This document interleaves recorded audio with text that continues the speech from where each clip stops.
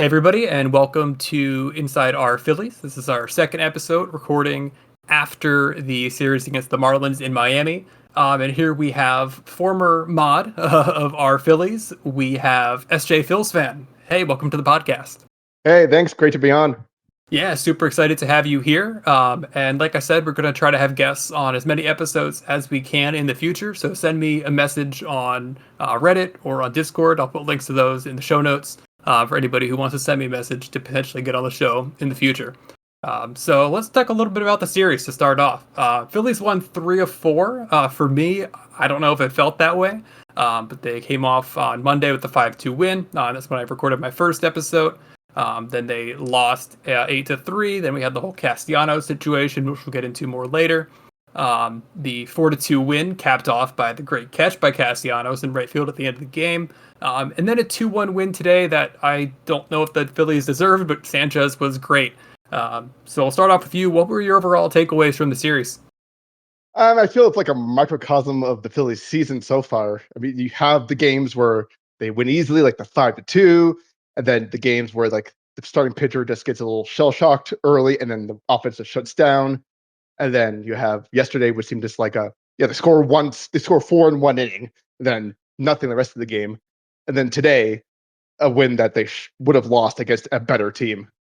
Absolutely. Like, to me, like, I know that this team is good. They have a great record, but it's so frustrating to watch, kind of because you were talking about how so many runs come in just a few innings. Like, that consistency that we were all hoping for this year just doesn't really seem to be there. Yeah, no, I agree. Yeah, they keep, like, as a fans, we always talk about, the chase rate was terrible. They seem to have fixed that, but we still haven't got any better results. I feel it's worse. Like, the losses just feel worse. Yeah. And I think we kind of have a little bit about that 2020 Phillies feeling of never really being able to trust a lead because we know what's going to be happening as soon as the bullpen comes in. Oh, yeah, exactly. Exactly, yeah. You have our relievers this year besides Kirkring right now, and Romano's been decent for a long time recently, but like Strom constantly is getting used this year with no velocity, and we have no explanation on that. Yeah, no one talks about it.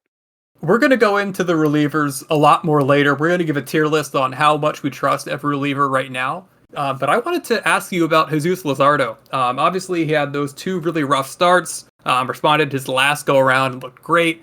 But this was a little bit concerning again. He didn't get completely shelled, but he didn't look like he had his best stuff. And what are your concern levels like on Luzardo? How are you feeling about him after this last start and really the last 4 games in general? I mean, those 2 blowups seem to just be from pitch tipping. That was like insane. It was like at least 15 runs in 2 starts. That was, yeah. Oh my God, I've never seen anything get shelled like that. But his last game, his line is exactly what I expected from the consistency of Luzardo throughout his career. Like, he had 4 walks, only 6 hits. So that's the difference. So when his control is going to be off like this, I expect more of these like 5 to 6 innings, 4-run starts. I mean, obviously I didn't expect the two-year array the whole year, which would have been nice. But yeah, this is what I could expect. He's going to have the games where he dominates, and then the games like yesterday where he was just, or the other day. I'm sorry. Yeah. I completely agree with you. And I think that as we get closer to the point that Painter gets called up, I think that we're going to see the Phillies be a lot more cautious about the innings that Luzardo's throwing. He's already passed his innings limit from last year. And I wouldn't be surprised if they tried to find a point at some point to just sit him down for a little bit, or even if they can just, shave off 15 pitches and take off an inning of every single start. I think they're going to want to keep him fresh because I think part of the problem that we've been seeing with Luzardo is just exhaustion. I don't think he's used to throwing every 5th day, every 6th day like he has so far this year. Yeah, I mean, that's a good point. I was looking at his stats. His career high is 178. And then prior to that, it was 100. He's already at 83 this year. So very well this is all just exhaustion. Yeah, I mean, he's on pace to surpass that 178, and he's going to probably pass that 100 by the All-Star break at this point. So it's really something to look out for. But overall, I think starting pitching, we all know that that's the strength of this team. And I think this series was really a great example. I mean, across the board, this was a series that we didn't even get a Wheeler start. And, aside from the Luzardo, not really blow up, but just not a great start. I felt great about starting pitching for the rest of the series. Oh yeah, I agree that the starting pitching is rarely the what I'm complaining about the game. It's usually the offense. Absolutely. And let's get into that offense a little bit because I think that there's some good signs that we can talk about from this series. I think most notably, we saw some signs of life from Bryson Stott, and he might be turning back into the way that he was a couple years ago. I hope so. But as long as Harper's out of this lineup really just feels unbelievably short on the top end talent. Schwarber hit the bomb today. It was great to see that out of him. He's really struggled over this last month or so. But about that offense, how are you feeling about it right now? It's I'm not feeling great, but I want to preface this though, like I am not like I'm sound down by the typical Phillies fan, and I'm one of the biggest ones. Like you and I met officially, what was it, the game 6 or game 7 of the Diamondbacks LCS? I think it was game 6, yeah. Yeah. So I'm mostly positive all the time, but yeah, just this team is great record. Just, but if you watch every day, you can't get a help but just feel just something is just off with this offense. You just look at their OPSs, like from today's game. Let's see, the highest OPS in our lineup is Schwarber at 906, and then you have Turner at 812, and then no one else over 800. And this team was built to slug, and they're not slugging all year, and that is just the frustrating thing. They get rallies going, they get singles, and then double play. Yeah. No, the double plays are brutal. And I think one thing that's important to take into account is that the offensive environment right now is not what it was in 2019. It wasn't what it was a few years ago. We're in like a lower offensive environment. So I think everybody's seeing some kind of regression in terms of how much they're scoring, but I think it's really been just accentuated with the Phillies because these are guys that are getting older. We're seeing aging really take effect in some guys like JT, lots of other guys like Trey Turner, Bryce Harper. These are guys that are on the wrong side of the aging curve, and we're going to see slight declines in their exit velocities, slight declines in how much power they're going to have. They might get injured more often, and I think that it's maybe not as big of a concern for this year. I think this team can score the runs inconsistently, but they can. But especially looking into the future at the trade deadline, we need to add in at least one bat. I think it's to me that and the bullpen. Those are the two concerns for this team. Yeah, it's a great point you brought up about like how around the league, but baseball did finally acknowledge, like in the past week, that the balls have been flying, averaging less than 4 feet this year. So we're having this bizarre problem with the baseballs not being consistent again, and MLB cannot figure this out. They own Rawlings now, right? And so it's just Right. it makes no sense how these balls are so inconsistent year to year, which just these teams are supposed to be made for consistency. Everyone always complains we want consistency. If the umps are going to be bad, at least going to be bad consistency. If the balls are going to be like they hit less, but at least for them because they hit less further all the time. It's just insane. And I think it's something with the seams, right? Like the Yeah, seams aren't yeah, consistent. Yeah. yeah. I know, but yeah, like I was with what Baseball Today, great podcast. I love John Boy's stuff, and they're just saying that it is just insane. These are all hand stitched. Like I don't want to get rid of advocate for getting rid of jobs like of this kind of field, but there's got to be some way where you can still have the human touch of making these baseballs, but like lined up by a machine or something better. Like I don't know. And this was It's never a just discussion point 10 years ago. I feel like only since like the, juiced ball era of like 2019 did people start to talk a lot about the baseballs, and it really hasn't stopped since then. yeah, I know. I haven't done a deep dive on this. Like, you could go nuts into the sabermetrics of all the balls flying and all the launch angle stuff. So you got to wonder if like the whole like focus on like the launch angle and everything exposed the inconsistency of the ball. So when everyone, all the league uh, what's the term I'm looking for? Like they all jump on the wagon of the same offensive strategy of just got to hit the ball in the air, and that exposed the way the balls were. Yeah, absolutely. This is probably going to be something like the torpedo bats were talked about a lot now, and then it kind of Oh my slowly god! falls off. But Like, hopefully, God, I have a lot to say about that real quick. I know, sure. like, my dad, I love him to death. He is a boomer and can be a boomer on certain things. Beginning of the year when the Yankees blew up Nestor Cortez and the whole everyone's because of the bats. Oh, oh, I'm not going to watch baseball. This is the thing. Oh, it's going to ruin everything. My take was, give it a couple months. I'm pretty sure it's just going to be Nestor Cortez was garbage. And you look at Anthony Volpe, who's done nothing since. No one's done anything since with that. Bohm has finally been hitting lately, but he was using a torpedo. I don't know if he's still using it, but just the overreaction, it was just insane. Thing swings all the time, right? Like the discussion that we're talking about a week from now, it could be completely irrelevant, another week. But talking a little about what happened, I think the big news piece from this past week, this past series, was Nick Castellanos. Obviously, he was pulled as a defensive replacement in the opening game of this series on Monday. There was a lot of division in the fan base. Some people loved that we did that, that we got Rojas into the game to be able to kind of make that defensive difference. And other people thought that we did wrong by a player that is one of the leaders of the team, has been here now. It's his 4th year.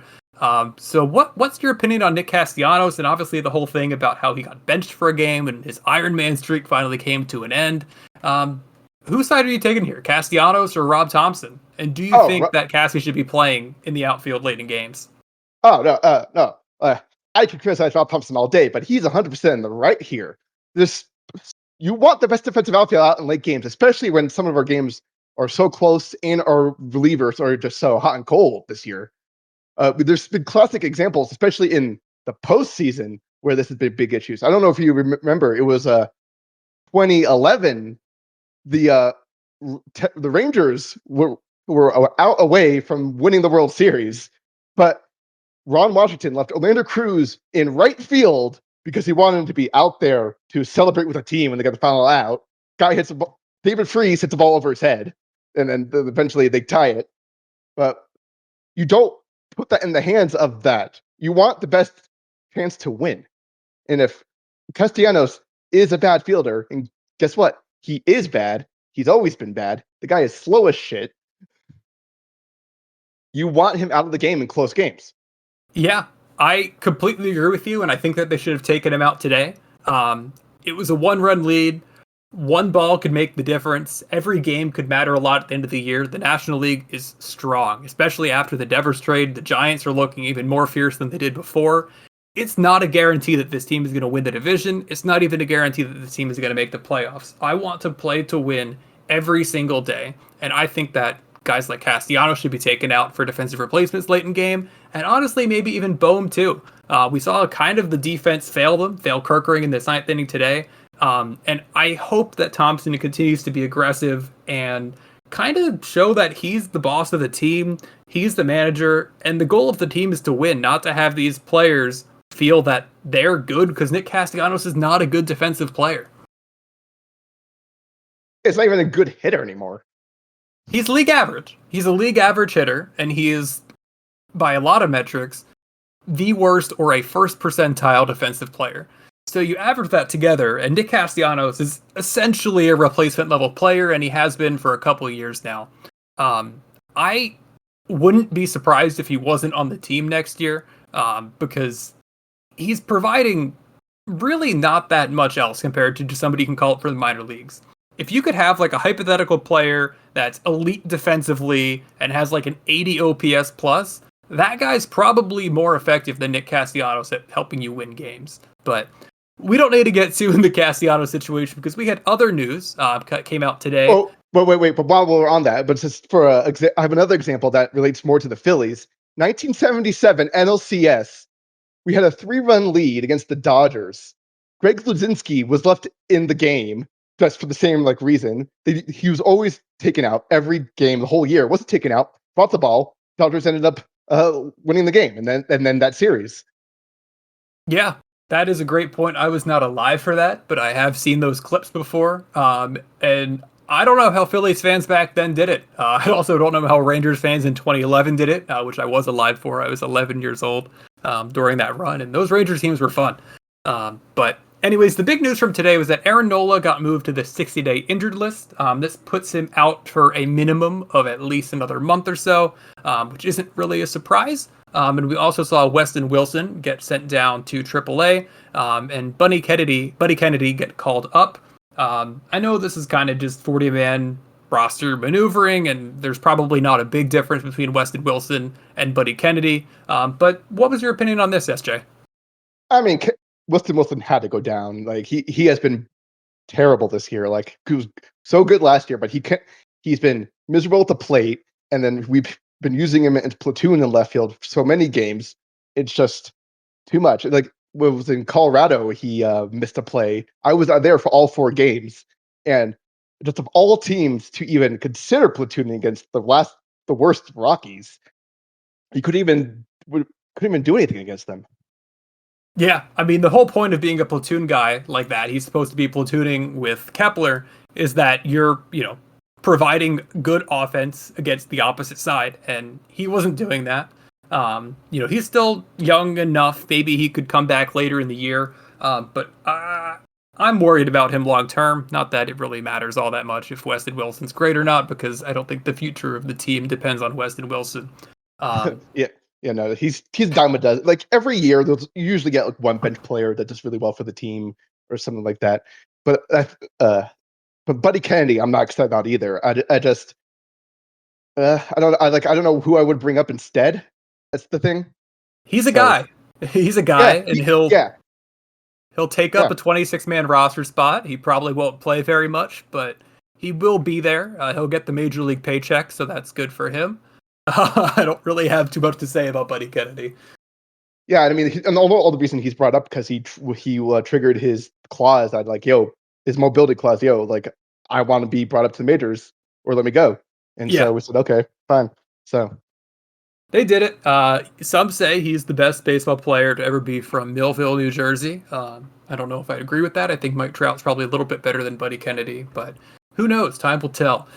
Anyways, the other news that came out today is that Bryce Harper might be playing in Houston. As far as I understand, he did fly down and was with the team in Miami today. He'll be flying back with the team to Philadelphia. And obviously, we have this 3-game series against the Mets coming up. He will not be part of the series against the Mets, it looks like. But coming up against the Astros, he might be back for that. So a week from now, about. What's your opinion on that? Because I have a pretty strong opinion, but I'd like to hear yours first.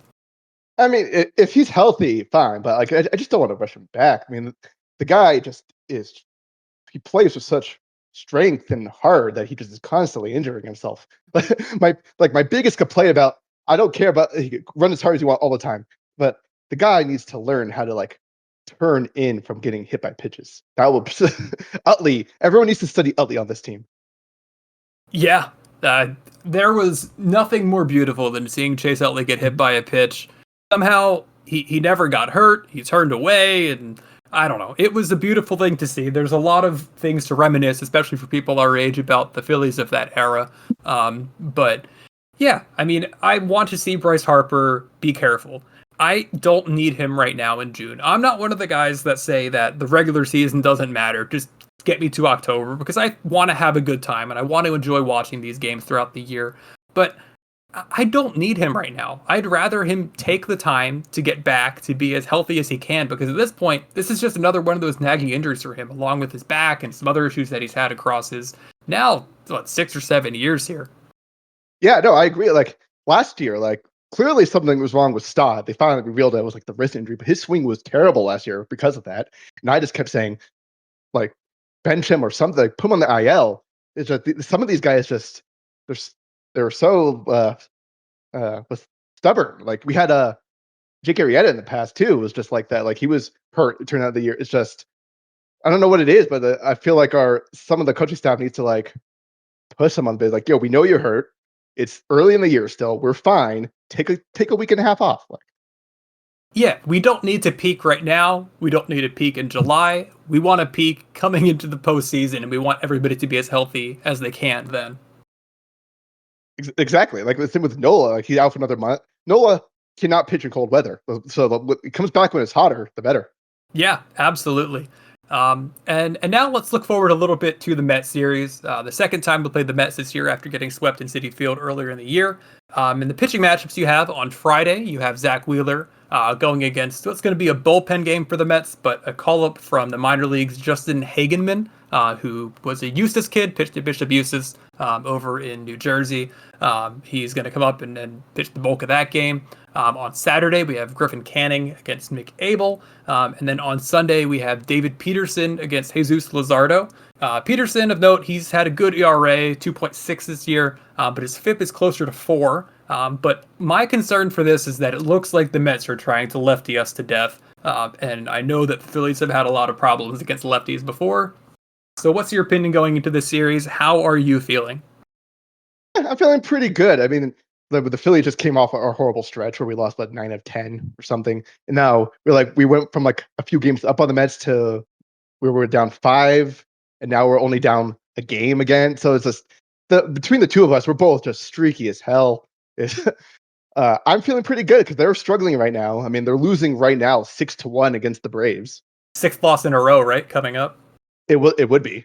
Yeah. No, it's just they're struggling. Their offense isn't that good on paper. I mean, Vientos last year was a flash in the pan. And I feel his underlying numbers were never impressing me. No, his approach reminded me a lot like the Phillies. He's bad defensively. He's not that different from Alec Bohm, really. He's no. He's pretty much this. He's Alec Bohm if Alec Bohm could lift the ball more. Yeah, pretty much. And has without the bat to ball skills. Yeah, no, exactly. Yeah, so I mean, I wouldn't be surprised if we split it, if we win the series, or if we get swept. I don't see us sweeping. I remember on High Hopes podcast. Everyone should go check them out. They're great. I forgot what it was, but like in the past 4 years, like since the Phillies have been competitive again, or I think maybe more. I think back to 2018. Like we win series at a similar rate to all the good teams, but we do not sweep like the other teams do. We cannot put the last game away or the first game. It is bizarre. Absolutely. It was weird this time that we lost one of the games in the middle because I feel like this is a more rare outcome for the Phillies where they bookend the series with wins but lose in the middle. But I agree with you. I'm feeling okay going into this series. I think that, going based on the starting pitching, tomorrow really should be a win. It has to be a win. I love that the Mets are going to be burning through their bullpen in the first game of the series. I'm just a little bit worried about those lefties. They have games 2 and game 3, and I think David Peterson is actually a pretty good pitcher. But let's go into some question and answers that we got from listeners of the podcast. If you have any questions, feel free to message me on either Reddit or Discord, and your question will get answered in the next episode of the podcast. So first we have from Just a Phillies Fan on Discord, asking us to talk a little bit about the Phillies bullpen problems and how we should fix it. And I think that a good idea to go through this is to go through each name of the bullpen quickly. We'll go back and forth and say how much we trust them on a tier list. So S being the most trust, you give this person trust with your life. And then F obviously being if you think that they're probably not someone that you would trust with anything. So first off, we'll go with Orion Kerkering, who's been really great recently. His last earned run was actually on May 6th, was the last time he allowed an earned run. Where would you put Orion Kerkering on this trust tier list? I mean, S. He just has to be. That's discussion. He's consistent. He hit a little of a bad stretch. Like his slider wasn't going that well, and he wasn't throwing fastballs, which is key for him in the major league level because hitters will just sit on the slider. But so S, definitely right now, S. And I've been calling for him to be the closer since he came up. Looks like it's finally happening. We need the Orion's belt in Citizens Bank Park. Yes, people. We need the fan sections back. I miss those so much growing up. And from the 2006, even before that, with the Wolf Pack when Randy Wolf was here. But I remember Howard's homers, Utley's uglies was my favorite. Tadahito's burritos. But yeah, no, Orion's belt. You're welcome, guys. I love it. I'm all for it. I'll dress up. I'll start it. No, but I think it's really great to see him get his first couple saves. I think I'd probably have him in A tier because I really am just I can't get that stretch that he had a month and a half ago out of my head. But he is close to S tier for me. And without a doubt, I think he's who I trust in the bullpen the most. So next up, we're going to talk a little bit about Matt Strahm. who was obviously great and an all-star last year, but this year has been less consistent. In the last 10 games for Matt Strahm, which goes back to May 25th, he has a 6.52 ERA over that span. So how would you rate Matt Strahm on your trust list right now? Oh God, it's funny. Like I'm just like looking at his stats. His FIP is 280, 2.83. Yes. His strikeouts are 10.4. His walks are only 2.4. But like I think I'm putting him as a C. If it's any time before the seventh inning, I'm fine with it. But with his velocity just not there this year, I don't on top of my head, but just like looks like 91 or something. But it's just and he's just throwing the same, which his fastballs are just like down the middle, up in the zone. When it was fine when he could throw hard, but I don't know if he's just hurt or he hit turned 33 and now is just basically dead. I'm 33, so I get it. But Yeah, absolutely. yeah, it's just I do not trust him in late innings.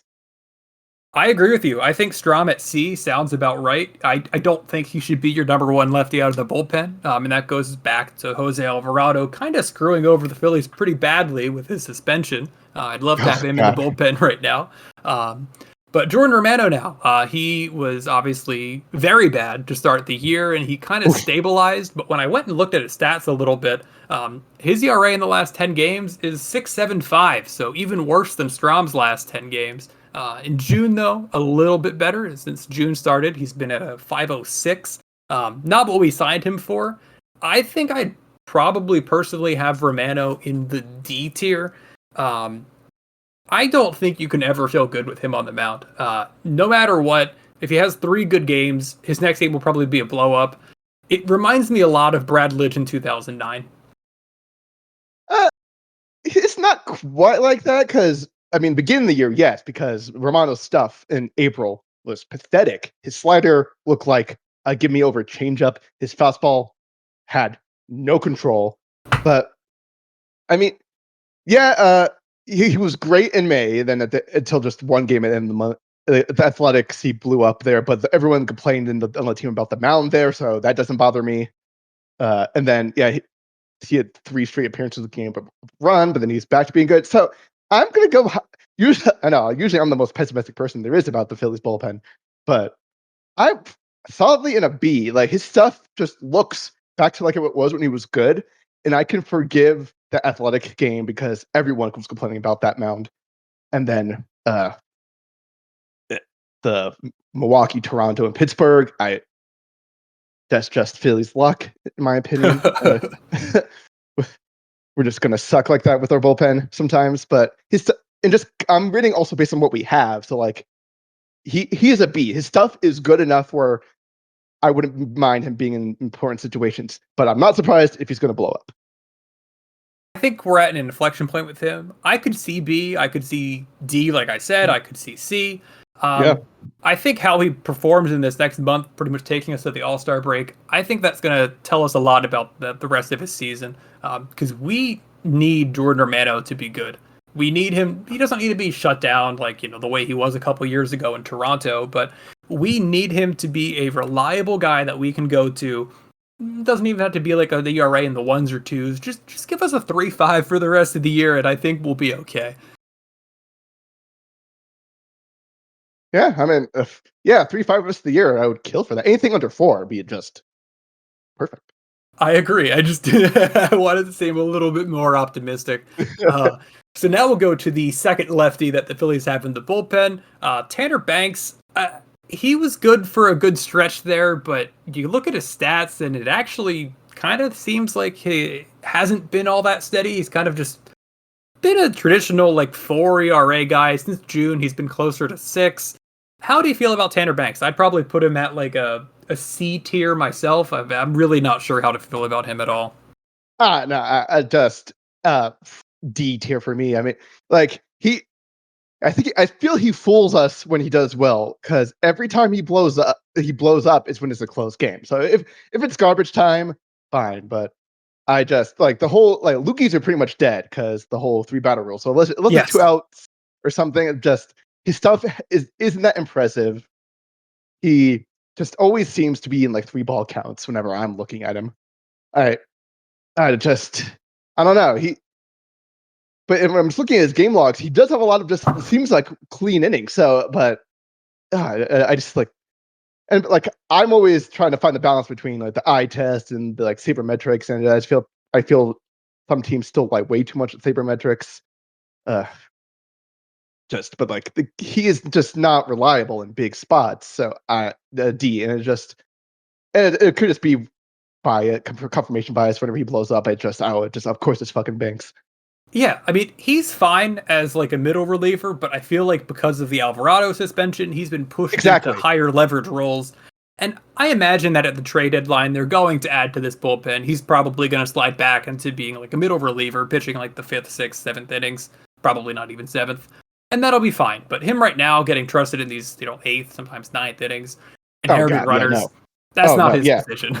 Yeah, exactly. Yeah, that's what the stats like don't show is like this inherited runners, and yeah, no, I would not want him in with anyone on. I mean, I would say for most of our bullpen, I just feel they are terrible with runners on. Yes, the inherited runners have been a big problem this year. And I think part of that's just because we have to stretch these starting pitchers longer than they probably should go because you don't trust the bullpen. And then if, a starting pitcher goes into the seventh inning, they allow a couple runners, they need to get, thrown into a dirty inning, one of the relievers. It usually doesn't go well. And I don't know what the easy solution is to that aside from adding to your bullpen, which again, we probably can't do for another month. So part of what the Phillies did not long ago was moving Taijuan Walker into the bullpen, hoping that his stuff would tick up. And it has. He's throwing a little bit harder in the bullpen, but he's not somebody that the Phillies can go to, back-to-back games. They seem to be apprehensive to go to him at all in the bullpen. How would you have him on your trust tier list? Okay, get him off the team. I cannot stand Taijuan Walker. Oh my god, I hated the contract the moment it was signed. It was never going to pay off. I mean, I figured that it was going to be like it was his first year of the worst case, but no, but it is just he has terrible stuff. His velocity is gone. In the bullpen, it's 92. His cutter is nothing. It's just if it's not down the middle, it's way outside. No, get him off the team. Eat the money. Let him go. Yeah, I think that there's a chance because he was okay as a starting pitcher. I really didn't buy it, but he was okay as a starting pitcher this year, and I think that you might be able to get someone to take that contract, especially since there's just one more year left after this year. I don't really trust him at all, but I'd put him in D. I'll give him a little bit more slack than you. And really the only other stable part of the bullpen left is Joe Ross. To me, Joe Ross is like your traditional. This guy is going to pitch every so often. He's probably going to have an ERA somewhere between 4 and 5. He to me is like just the definition of like average. What do you think about Joe Ross? Yeah, pretty much. Yeah, he was like top prospect, came up with the Nationals and all that's a starter. You always have hope like, oh, maybe these guys can figure it out in the bullpen. But yeah, no, he's like a pretty typical like long, like he should be what Taijuan Walker it really is now, like the long reliever, a couple innings if the starter does terrible, or like go in the fifth and sixth situations. But yeah, I don't mind when he's in because like when he does well, it doesn't surprise me. When he does bad, it doesn't surprise me. I mean, but just like some of his career success is also because he played us. His ERA is under 3 against the Phillies in 46 innings.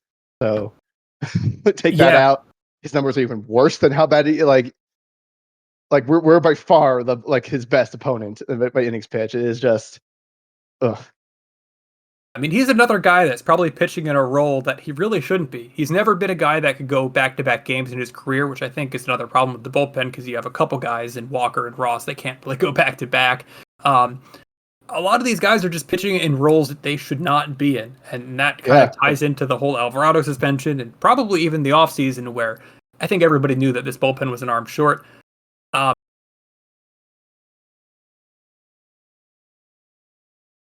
Otto and Max Lazar. Is it just safe to say that these guys don't have any trust either? Oh yeah, no, not at all. No, but yeah, no, I don't think we need to talk too deeply. Yeah, no.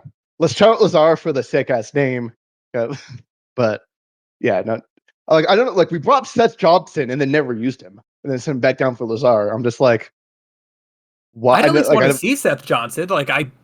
I'm curious what he is. He was a decent prospect at a point. He just got turned over to a bullpen pitcher this year. Yeah, I would have loved to see him and see how he was doing, but I guess yeah, you.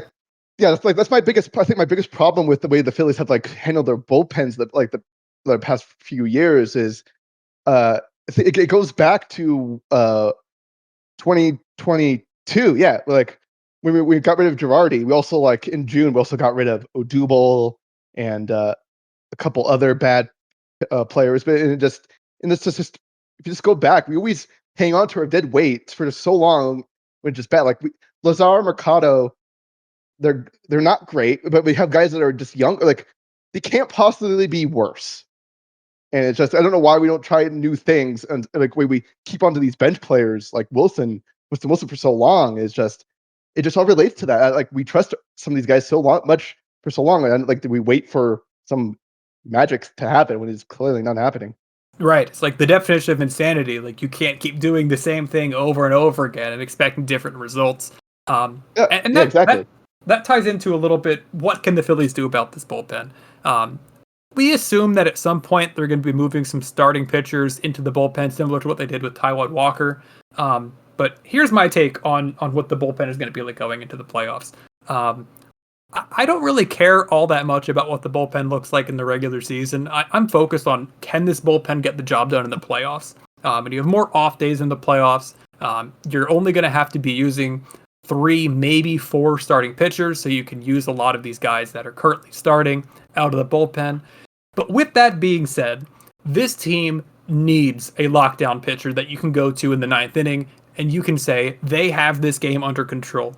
Maybe Kirkering will turn into that. I think we'll learn a lot more in this next month or so as he's kind of seemed to have earned the closer role. But I think that the Phillies are going to be making a trade deadline acquisition for a closer. I don't know if it's going to be a Felix Bautista type. That's probably my favorite name on the market. But what's your opinion on that?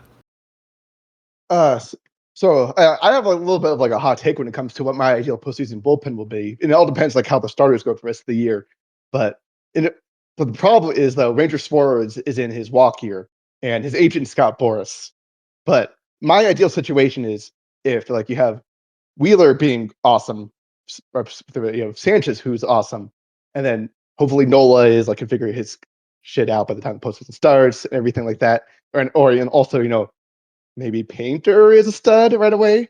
But like we've seen Ranger beat a dog out of the bullpen. And Yeah. just if we have I've never I can't remember last time I've said this as a Phillies fan. We have too much starting pitching.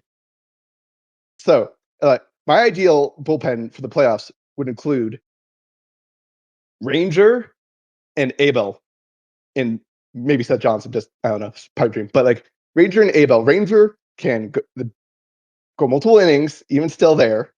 He can possibly even start once, like, but like if you need a pitch in like a game 6 or game 7 of the bullpen, and then you have Abel who can like maybe backbone a Painter. He'd be like you could just do a Painter for 5 innings and then Abel for 2 or 3. Yeah, no, that's a great point. Something that I've heard some people talk about, and I've heard a little bit more recently, is the idea of kind of making a strength for strength trade and maybe trading one of our starting pitchers, our major league starting pitchers, for some help, whether that be bullpen or a right-handed hitter, probably an outfielder. And I think that that could be the perfect place for Ranger Suarez to go, because he is on a walk year. It seems like the Phillies are probably not going to be re-signing Ranger Suarez, and he is probably not going to be starting any games in the playoffs for you this year. So, what would your opinion be on trading Ranger Suarez and getting some help in the bullpen? Like, let's say you couldn't do Ranger Suarez for Felix Bautista or someone of that type. I don't think the Orioles are going to be making any trades for guys on expiring contracts, but that kind of trade. What do you think about that? I know it's just I mean like he's pitching so well, but his back has just been a problem like every year. It's just he's injury prone, and so he's going to older, and it's just I'm worried about him long term, and I wouldn't mind trading Ranger, assuming Luzardo can like just become a steadier, like consistent, maybe like 3 to 4.5 ERA worst case. and I wouldn't mind trading him. And this basically all relies on Painter being a stud, Nola returning to somewhat decency, but if Abel can be good, but like let's see, our best trade chip right now I feel is Abel because we're not trading Painter. Abel has restored all the trade value he had, even more than I think at his peak, which is just insane how bad he was. That's just how bad he was last year. Yeah. But no, I think you package Abel and Crawford because Crawford's ground ball rate worries the crap out of me for the major leagues. We've seen how near 50%, right? Yeah. And it just you package those two and you can get a long-term stud. Like I'm tired of these 1-year stopgaps that just never pan out long. We have Romano this year. Last year we had Alvarez at the trade deadline. The year before that, Kimbrel. The year before that, Knebel. And then like the year before that, I forgot who it was. Like we had Familia. Just like we keep going for these 1-year deals of these relievers trying to solve the closer position instead of just spending a little, like just get someone. They could have gotten Hader. Like I have no idea how Hader's actually been this year, but I don't think Hader's been great. But these relievers that they're getting, Hader's no, he's back. He's ERA's under 2. Just like we do. Really? Okay. Yeah, no. The last year seems to be like a little bit of a blip. It's just we need to get a long-term solution at closer. Like I believe that like you shouldn't worry about like the closer just being the 9th, but we need someone who can be the guy in the 9th. We just haven't. Even Alvarado, like we constantly we're always using him there. Just I want someone. And hopefully that will be Kerkering, and I think that the team might be thinking that it could be Kerkering based on them giving him his first 2 saves this week, but we will see. So let's move on to our second question. This is from Matthew Campbell on Discord, who asks, what is our weakest infield position offensively and defensively? And he also included a note to not say Bohm for both. I don't think it's Bohm for both, but I do think Bohm is our weakest defensive infielder. Stott is pretty good. Turner's not great, but he's been better. And when Harper's healthy, he's a pretty good defensive first baseman, though I think he's generally overrated there. But I still don't trust Bohm defensively at all. So, SJ, who is your weakest defensive infielder on the Phillies? Oh man, just rhymes with Sean. But Bowman doesn't worry me defensively. Like I don't know, just third base has been a black hole for the Phillies since Scott Rowland. Is just defensive dark arts. We had possibly Polanco for like a year and a half, being like a semblance of stability there. But other than that, it's been disaster.